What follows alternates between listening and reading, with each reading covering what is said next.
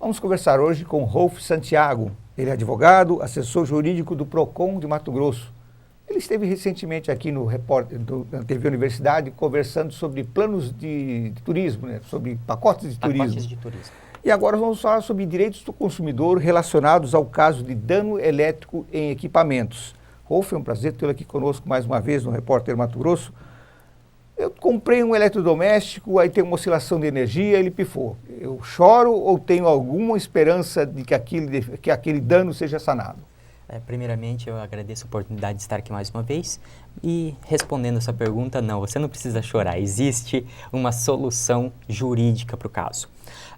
Existe uma resolução da ANEEL que ela estabelece o procedimento a ser adotado nesses casos de danos elétricos. Lembrando, o dano elétrico não é quando o consumidor liga um aparelho 110 numa tomada 220. Isso é mau uso, isso é responsabilidade do consumidor. Aí chora. Aí chora. Agora, quando a responsabilidade é da fornecedora, que são aqueles picos de energia, oscilação de energia, ou quando da queda de energia e ela normalmente volta com uma força um pouco maior e acaba ocasionando queima de alguns aparelhos.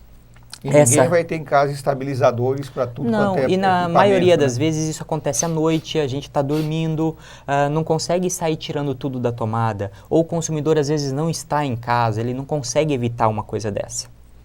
Então, para que possa se remediar isso, a ANEEL baixou uma resolução estabelecendo qual procedimento a ser adotado. E o procedimento é o seguinte, ele estabelece que o consumidor ele tem 90 dias para fazer a reclamação junto à Energisa.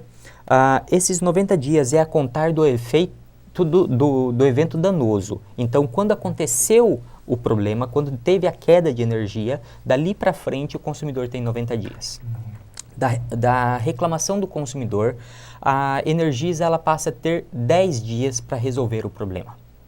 Dentro desses 10 dias, ela vai ter que se organizar. Por quê? Ela tem que agendar uma visita em loco e esse agendamento tem que ser com pelo menos 3 dias de antecedência, para o consumidor poder também se organizar, deixar alguém na residência, certo? E ela precisa apresentar uma solução ao consumidor no prazo de 10 dias. Então, se ela precisar fazer um laudo técnico, alguma coisa, lembrando, tudo é por ônus dela. Se ela precisar de um laudo técnico em outra cidade, por exemplo, tanto a empresa especializada como o transporte desse equipamento, será por conta dela. Mas nesses 10 dias, ela precisa apresentar uma solução ao consumidor. Tanto se essa solução for uma substituição do aparelho ou o conserto dele, isso é problema da Energisa, da empresa, da concessionária. O Código de Defesa do Consumidor, ele estabelece uma responsabilidade objetiva às fornecedoras. Então, o consumidor não tem que provar que teve culpa ou não da fornecedora. Ele apenas precisa demonstrar o dano e a fornecedora precisa reparar esse dano. Quando o defeito surge em função de uma causa não ligada diretamente ao sistema que a Energisa mantém, por exemplo, causas naturais, descarga elétrica, raios, ainda assim essas obrigações permanecem absolutamente as mesmas ou há algum atenuante? Não, é a mesma obrigação. Por quê? O risco é da atividade e não do consumidor.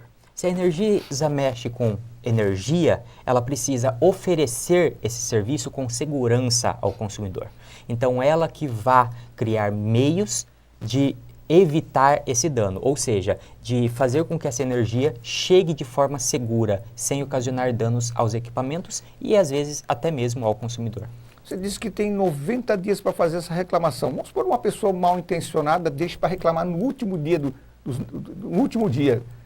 Com esse tempo ele teria tempo assim, seguramente para repor. Se fosse o mau uso dele, ele teria tempo para consertar aquilo que ocasionou o problema.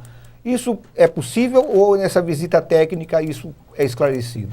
Não, normalmente a visita técnica é esclarecido, tá? Agora lembrando... Não adianta tentar fraudar. Não, é muito... quando são picos de energia, fica registrado no sistema que realmente teve aquele pico de energia.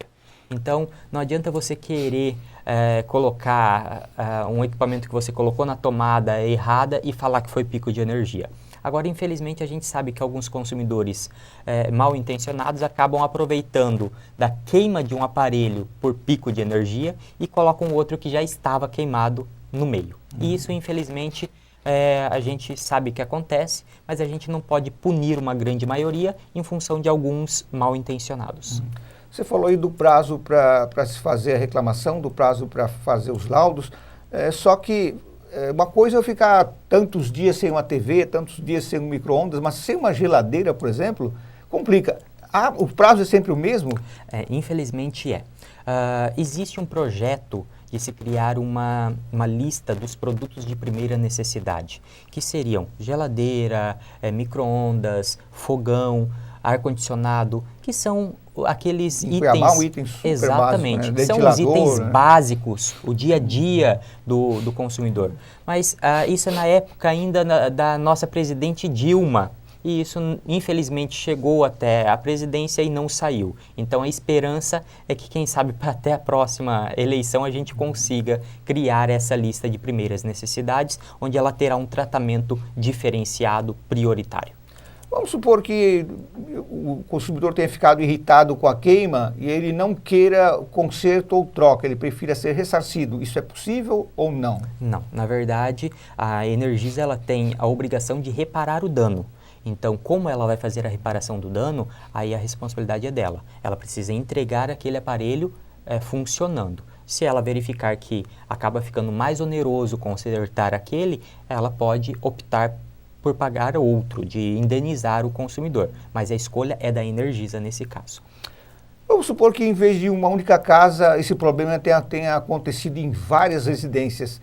É mais prático a ação coletiva nesse caso? Por exemplo, eu me lembro de ter lido um release lá do Detran que falava do caso de Jauru, onde estava tendo muita oscilação de energia, a população inteira reclamava que tinha muita queima. Melhora essa ação coletiva?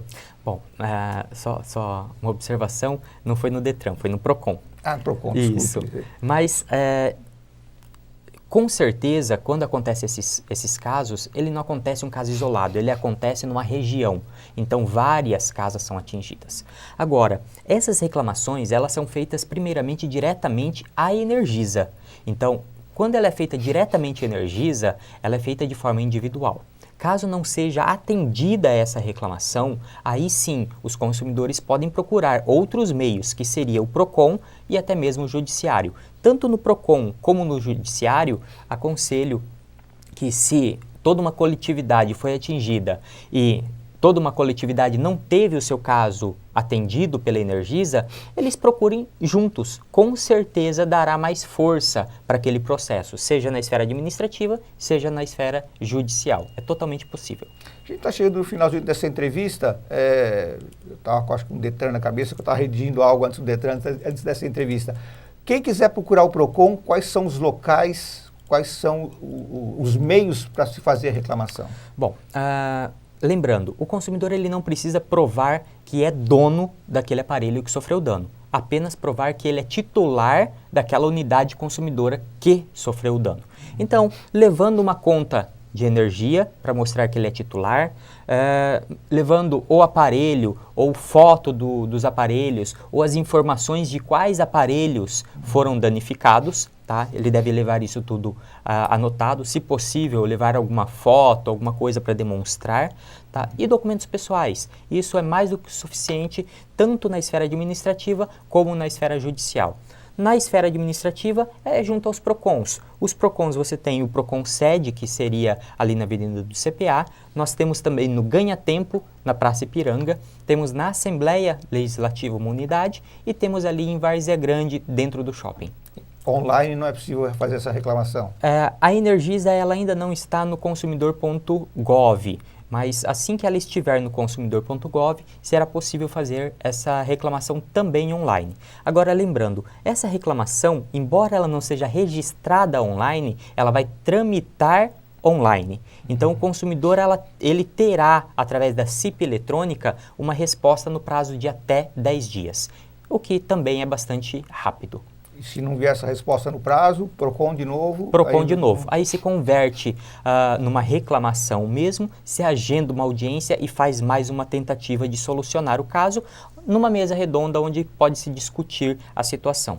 Não sendo possível, o processo passa a ter a defesa por parte da Energisa e depois ele vai para julgamento. Ou seja, então fica dado o recado aí, ninguém precisa chorar, pode reclamar para o PROCON.